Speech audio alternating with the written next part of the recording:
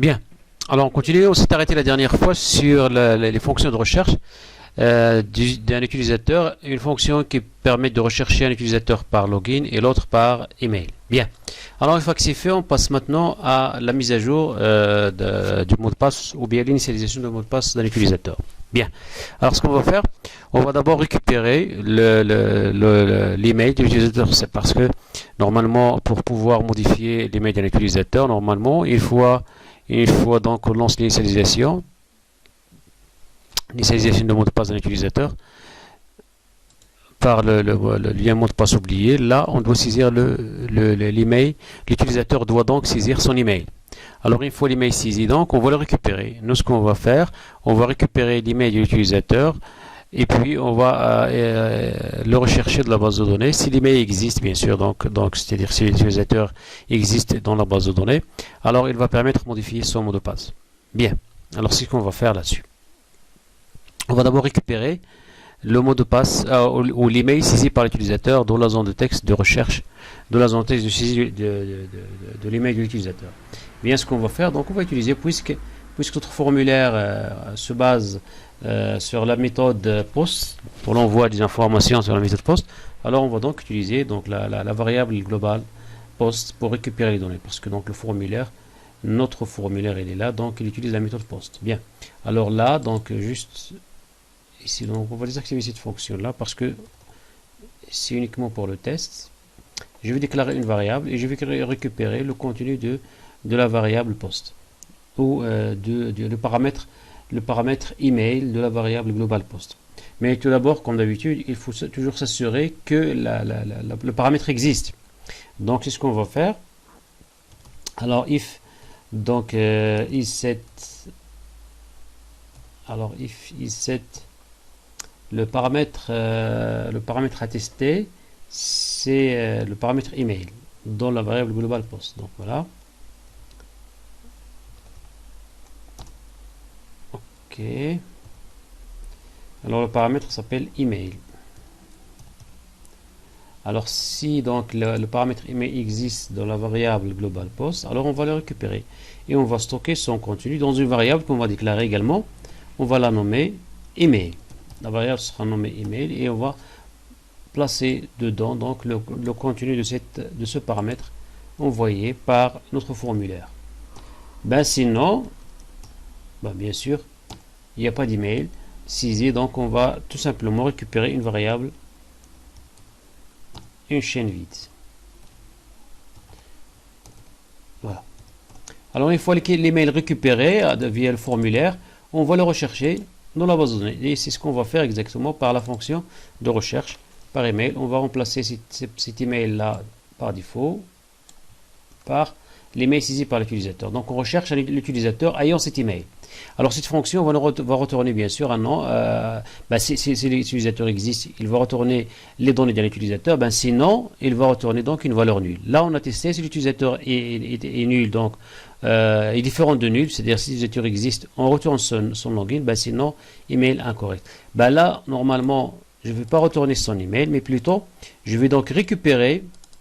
Là, on a fait ça uniquement pour le test, mais ce qu'on va faire normalement, c'est de récupérer. Je vais récupérer son ID. Je vais déclarer une variable pour stocker l'ID de l'utilisateur. Je vais récupérer l'ID de l'utilisateur recherché. Il faut s'assurer, il faut être sûr toujours des informations stockées dans la base de données. Ok, donc dans notre base de données, on a donc l'ID utilisateur, ID user. C'est ID user. Ok, donc et ça. ID user. Je récupère l'ID de l'utilisateur. Une fois l'ID de l'utilisateur. Pourquoi l'ID utilisateur? Parce que je vais exécuter une requête mise à jour, une requête update. Alors pour être sûr que je vais initialiser le mot de passe de l'utilisateur concerné, je vais, une fois l'utilisateur recherché et trouvé par la fonction recherche par email, je récupère son ID, je la stocke dans la variable ID. Et puis là, je lance une requête. Je vais préparer une requête qui va permettre une requête update. Je vais la préparer en utilisant donc toujours la variable, notre fameuse variable, c'est la variable connexion, c'est la variable PDO. Notre fameuse variable PDO, l'objet PDO. pour préparer la requête qui va donc préparer la requête. Prepare. Notre requête, c'est quoi? La requête, ça sera donc update utilisateur. Update utilisateur. Utilisateur sans S, utilisateur, donc là, update utilisateur, oui, c'est ça. Update utilisateur. Ce que je vais montrer, ce que je vais modifier chez l'utilisateur, c'est le password. Donc, set update utilisateur, set password, PWD égale, puisque le password est toujours crypté avec la fonction de cryptage MD5, donc MD5, le nouveau mot de passe qu'on va récupérer à partir de le nouveau mot de passe, donc il sera donc une variable. On va fixer donc le nouveau mot de passe, par exemple, soi-disant 0, 4.0. On va donc infecter un nouveau mot de passe à l'utilisateur qui est donc la valeur 0. Mais on doit s'assurer que l'utilisateur, c'est celui qui a l'ID égale where id user égale where id user égale la variable la variable id.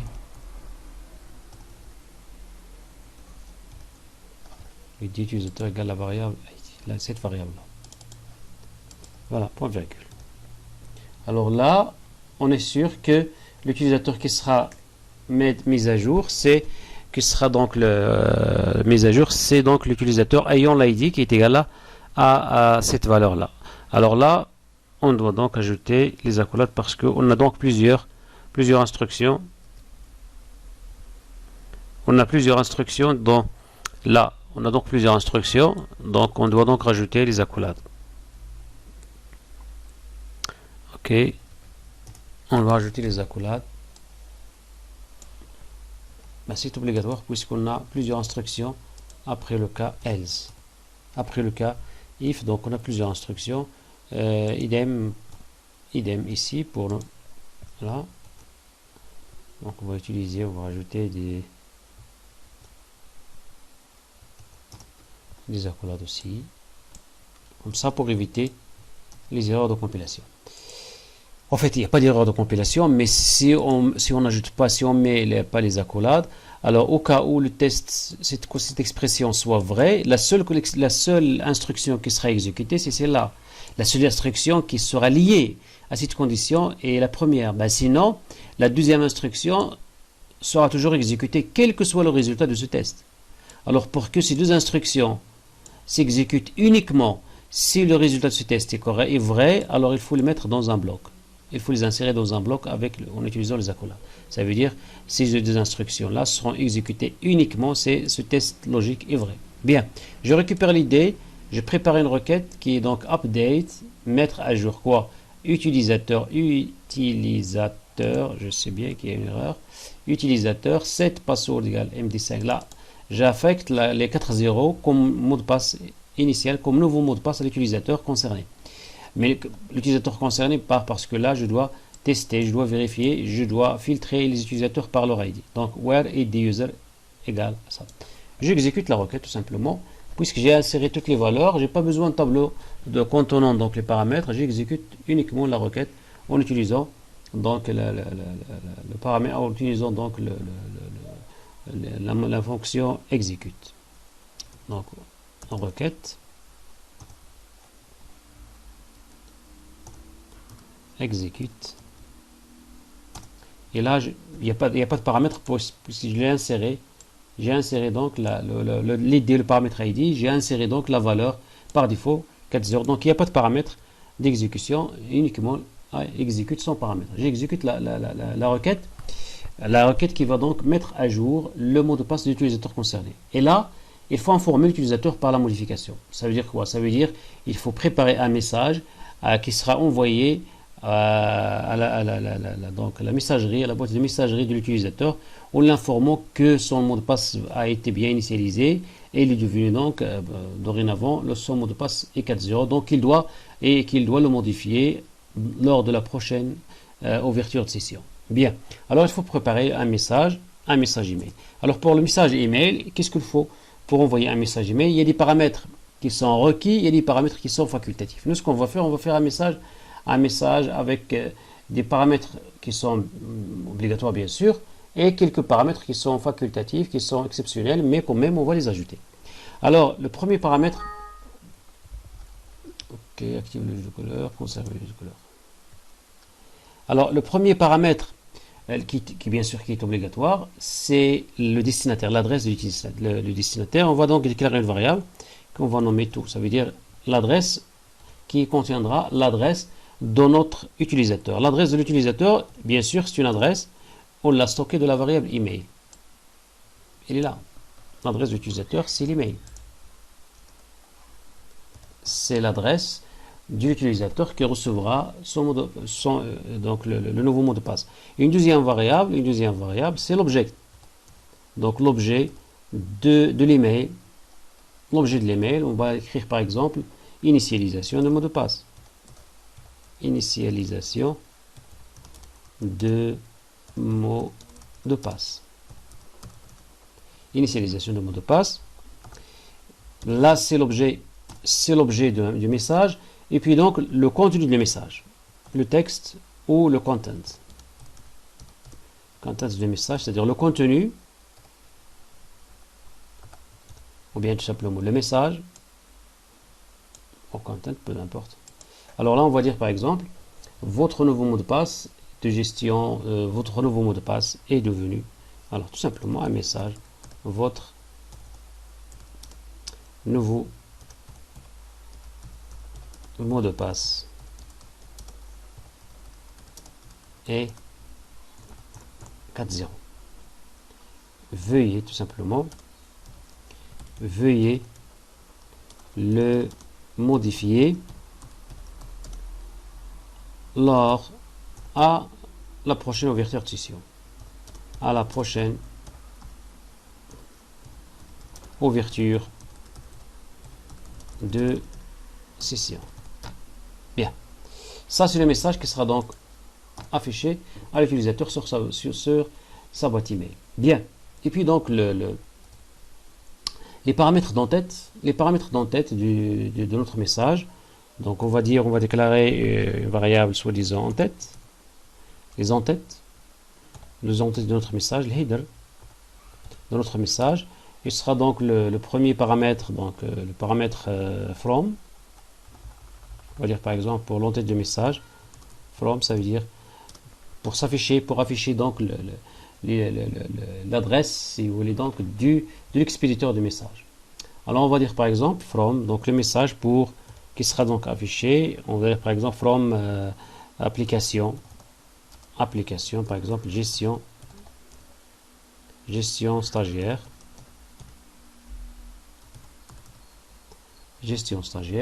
ça donc gestion stagiaire, on complétera par exemple par soi-disant donc notre adresse. Donc on va compléter par, on va dire par exemple, on va concaténer, on va créer une chaîne en utilisant des caractères concaténés. Donc application gestion stagiaire, et puis on va faire un retour à la ligne, soi-disant /n. Ben, c'est pas la peine, si vous voulez, donc on va tout simplement faire un message. Ouais. On va faire un retour à la ligne. On va faire un retour à la ligne, et donc on t/n, un retour à la ligne, et puis voilà, la suite du message sera donc quoi? Sera par exemple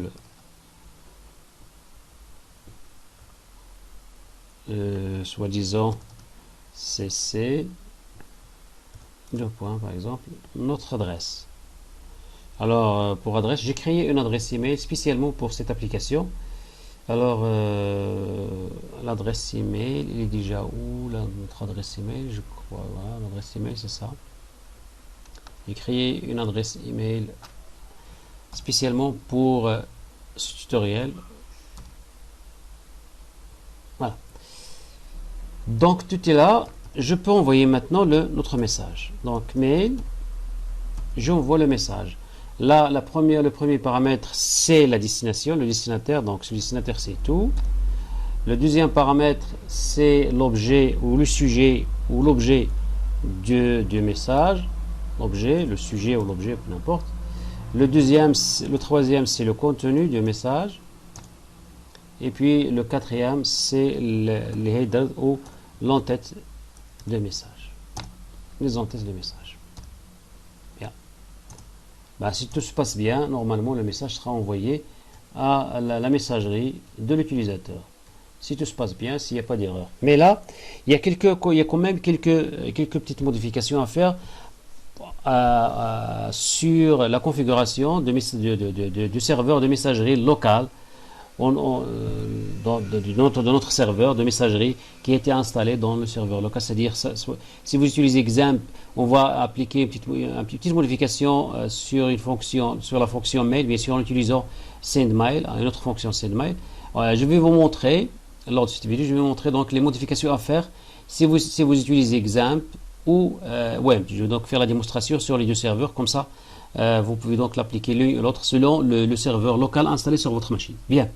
Alors, une fois que c'est fait, tout ça, avant de lancer l'exécution, comme j'ai dit tout à l'heure, il y a quelques petites modifications à faire. Si vous utilisez XAMPP, c'est l'exemple dans mon cas de figure. Alors, si vous utilisez bien sûr XAMPP, ce que vous allez faire, la première modification à faire, il faut aller tout d'abord dans le dossier d'installation du XAMPP. Donc, XAMPP, là, dans le disque local C, XAMPP. Là, vous allez trouver sûrement un dossier sendMail qui est là. Ben, si vous ne retrouvez pas, par exemple, il y a une version, je ne sais pas, mais normalement XAMPP, c'est par défaut, vous allez retrouver un dossier sendMail. Mais si jamais vous ne le retrouvez pas, vous allez donc aller vers le site de téléchargement de sendMail. C'est le site donc Glob. Je vais donc vous montrer, vous offrir donc le lien de téléchargement sur la description de cette vidéo. Alors vous allez sur glob.com, glob.com.au, sendMail. Et là donc vous allez retrouver donc le lien ici, télécharger sendMail. Moi je l'ai déjà téléchargé, il est quelque part sur ma machine. Vous allez le télécharger, c'est un dossier zip, donc je l'ai déjà téléchargé. Ben, il est là. Ouais. Donc vous allez l'extraire, donc vous allez appliquer un clic droit, extraire les fichiers, ouais. Et puis donc OK, et le dossier sera extrait comme ceci.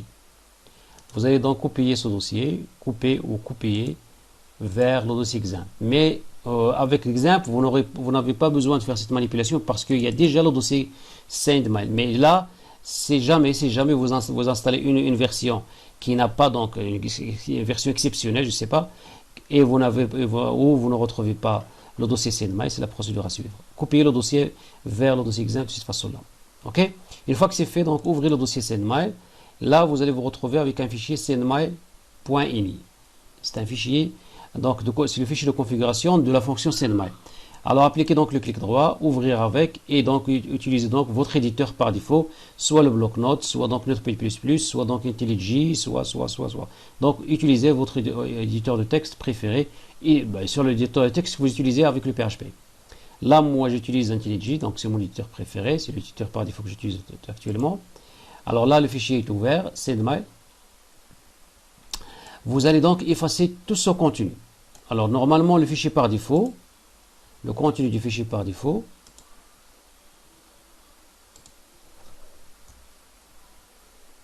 alors normalement le fichier par défaut, son contenu,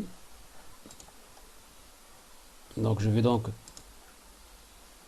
normalement le fichier sendMail, son contenu, une fois téléchargé, son contenu par défaut il est comme ça. Donc voilà son contenu d'origine. Ce que vous allez faire, c'est que vous allez tout sélectionner, CTRL A, vous allez tout effacer et vous allez copier donc le code que je vais vous offrir sur la description. Le code qui est ici. Donc je répète, une fois le fichier sendMail.ini ouvert, sélectionnez tout, CTRL A pour sélectionner tout son contenu, effacez le tout et saisissez donc les lignes suivantes. OK?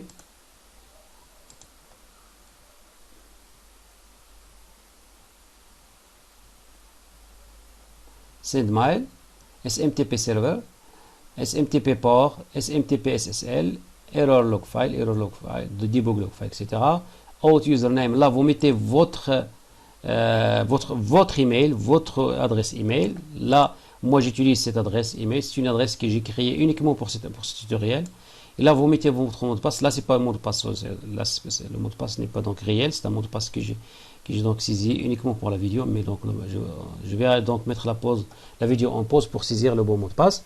Et puis là, donc, le mot de passe, ressaisir votre mot de passe ici. Donc là, vous voyez, 2, 3, 4, 5, 6, 7, 8 lignes à recopier sur le fichier sendmy.ini. Enregistrez le fichier.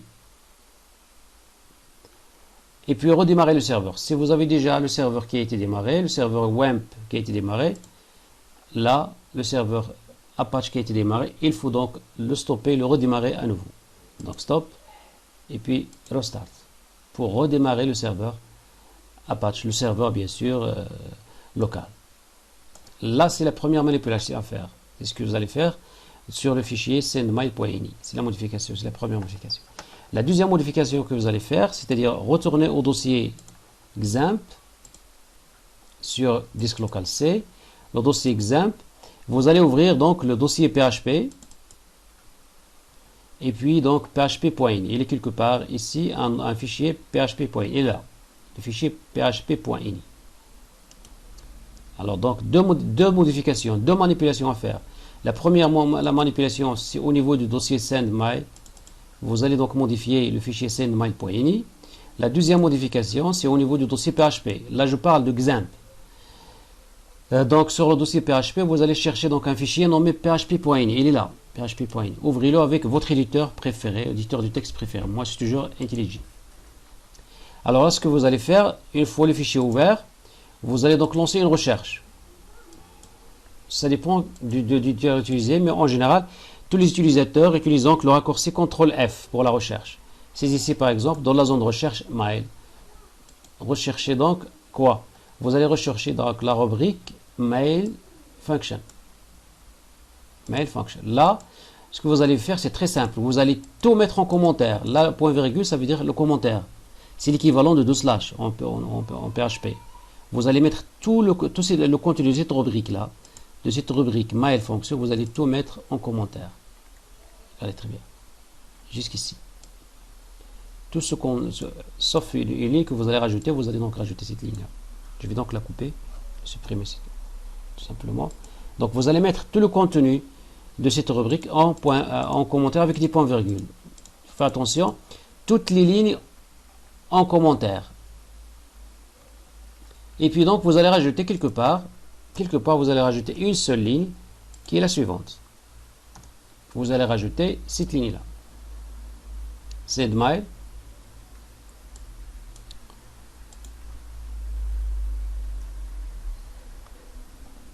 Alors sendmy, donc sendmy path égale c'est exemple, etc., etc. Donc le chemin, c'est une ligne très simple à rajouter dans le fichier php.ini. Je vais donc augmenter un petit peu la taille si vous voulez. Préférence. Bon, en fait, je vais donc la faire donc au montage. Je vais donc zoomer pour vous montrer cette ligne là. Sendmy. Sinon, je vais donc vous offrir donc le lien de téléchargement de toutes ces informations dans la description. Il n'y a pas de souci. Bien, une fois que c'est fait, enregistrez et fermez le fichier. Sendmy.ini a été bien modifié. Enregistrez-le. Ok, je ferme. Là, vous allez mettre votre vrai mot de passe. Moi, je vais donc stopper. Je vais mettre la vidéo en pause pour appliquer mon vrai mot de passe ici. Ok.